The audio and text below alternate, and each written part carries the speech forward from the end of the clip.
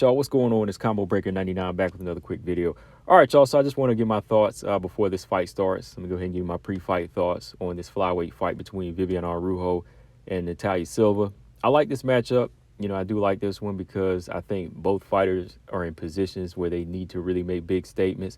Of course, Natalia Silva, she's on the come up. She's in my quadruple threat, and this is her biggest test to date. And she's looked really good against all of her opponents that she's been facing in the UFC so far. She's been stopping girls. She's been 30-27 in girls, and she's been doing that on the lower level, of course. So, everybody's ready to see her step it up against a top 10 fighter.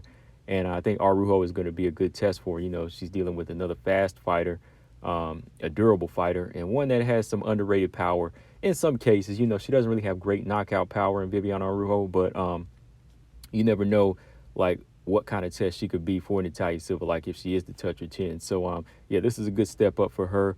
Araujo, this is a statement for her. She's got to go in there and prove that, she's not a stepping stone.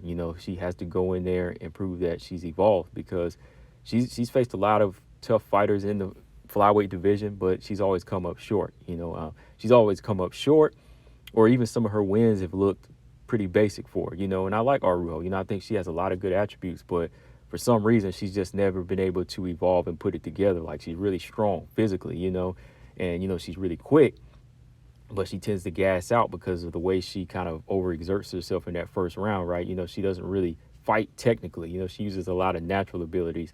And I think that's where, somebody like Natalia Silva is going to be, kind of a style, bad style for her, because Natalia Silva, though she's quick, she has a lot of technique to her. She's quick, good takedown defense. She knows how to set those traps. She uses a lot of angles, a lot of good feints. She's a little bit more careful than some of the opponents that, she's a little bit more careful than some of the other fast opponents out there that you see. She's got a lot of technique there. So I think for Natalia Silva going into this fight against Araujo, I think there's a blueprint for it. There's a blueprint for her style. She just needs to go in there, use straight strikes on Araujo, keep it in the center where she can, just set up those calf kicks and throw straight punches down the line. No need to try to hook with Araujo because Araujo does have a powerful left hook. I think she just needs to keep it straight and simple, throw high volume, work the body on Araujo to kind of slow her down, kind of like Chikagan did. And that's where I think Natalia Silva would have more success. She's a little bit quicker than Chikagan and she's got more power, So all she really needs to do is commit to quick straight shots, combinations. And if it goes to the cage, she just needs to use that tie clinch, land these to the body, spin out, go right back to the center. Those are some pretty basic things I think Natalia Silva, she can use to her advantage on Araujo. You don't really have to get fancy. Amanda Ibas did. Amanda Ibas was able to out-jab Araujo, which surprised me. Grasso was doing a good job of outboxing her. Grasso kept her head on the line a lot, but for the most part, the way Grasso put a combination together, it really did start to frustrate Araujo down the line, So I think Natalia Silva, who's, quick, slick kickboxer, all she has to do is use high volume and move and try to set up that big shot when Araujo tries to beam in, behind that left hook or beam in behind that straight right hand. She could probably catch her with that or even like a head kick. So I think, yeah, Natalia Silva, she has the octagon IQ going for her and the ability to set traps and, also has the gas tank. She has that gas tank built for 3 rounds or so. I think Viviane Araujo going into this fight, she needs to slow it down. Don't try to outspeed this speedy fighter. Even though she's quick, don't try to go speed for speed with a younger fighter. Natalia Silva's like 6 years younger than her, so I think she needs to focus more on timing, singles and doubles.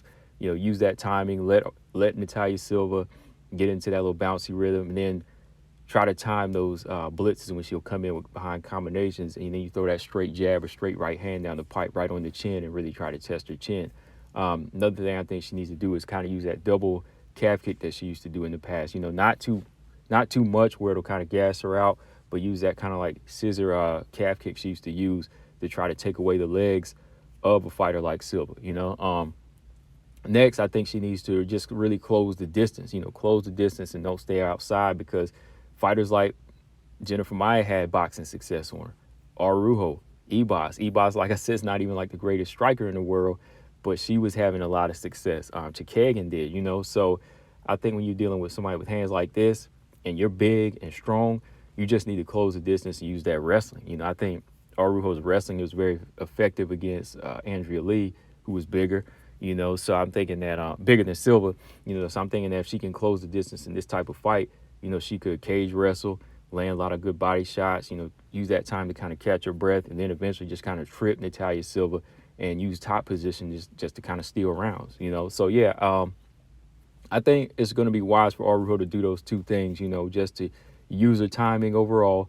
Don't try to speed with Silva. I think time is going to be big for her. And, use her wrestling in close quarters. Be physical in this type of fight. Don't try to speed with the younger fighter in this one. Go ahead and close that distance.